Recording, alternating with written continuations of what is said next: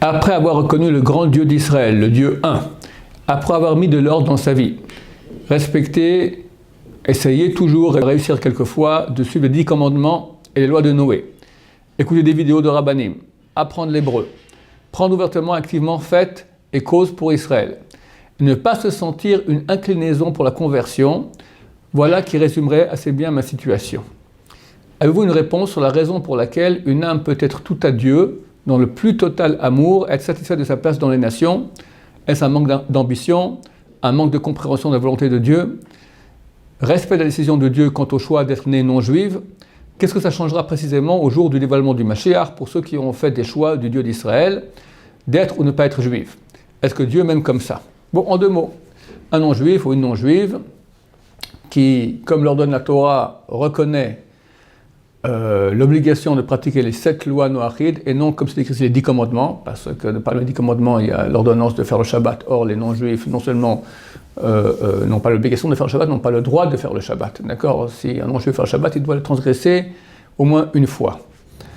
Donc, d'après la Torah, les non-juifs sont astreints de pratiquer les 7 lois noachides dans l'optique qu'elles ont été données par Dieu, créateur du monde et celui qui le dirige, par le biais de Moshe Rabbeinu, de Moïse dans la Torah. S'ils le font pour d'autres raisons, parce qu'ils ont compris par leur raison que c'était ainsi qu'il fallait agir, ou parce qu'ils sont d'une autre religion qui prône de faire ces lois, mais pas en tant que données dans le biais de la Torah par Moshe Rabbeinu, alors ils ne sont pas considérés comme pratiquant les 7 lois noachides. Il faut que ce soit fait dans cette optique. Est-ce qu'une personne qui est heureuse comme ça, et qui est l'amour de Dieu, qui aide le peuple d'Israël, etc., est-ce qu'elle est en porte-à-faux? Est-ce qu'elle est contraire au désir de Dieu, ou au contraire, elle fait ce qu'elle doit faire et c'est très bien comme ça? C'est clair que c'est très bien comme ça.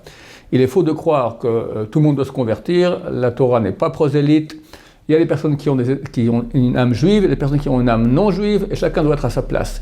Il y a certaines personnes qui ont un corps de non juif et qui ont reçu une étincelle d'âme juive. Ces personnes qui ont une inclinaison très forte, une pulsion presque inexplicable, irrationnelle, à vouloir se convertir. Pas un petit copain juif, je parle, d'accord? On parle maintenant d'un vrai amour du peuple juif et une impossibilité de se voir encore non juif, vouloir vraiment être juif totalement et partager le destin d'habitude assez malheureux du peuple juif.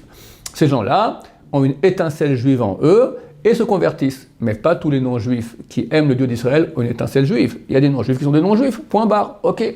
Dieu leur laisse une place dans Olam Haba, à l'époque messianique, dans la relation privilégiée qu'ils peuvent avoir avec le Dieu d'Israël, qui est le Dieu total, en étant non-juifs, à la condition qu'ils pratiquent les 7 lois noachides, et ils peuvent aussi faire plus de mitzvot, comme beaucoup de juifs.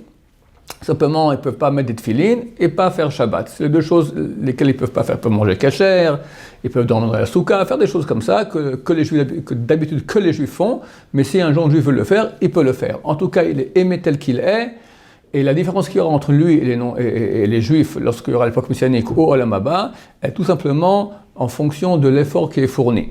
Plus une personne fait des mitzvot, plus elle a un mérite, moins elle fait des mitzvot, moins elle a du mérite. Un juif est censé faire 613 mitzvot, un non-juif 7, il est clair que celui qui pratiquera plus de mitzvot aura plus de mérite. Donc il y aura un Olam Haba différent, que ce soit à l'époque messianique ou après la mort. Mais quoi qu'il en soit, quelqu'un qui est bien comme il est, il ne doit pas vouloir faire plus, devenir juif, car Dieu aime aussi les non-juifs qui pratiquent sa volonté. Baruch Adonai, Olam Amen V'Amen.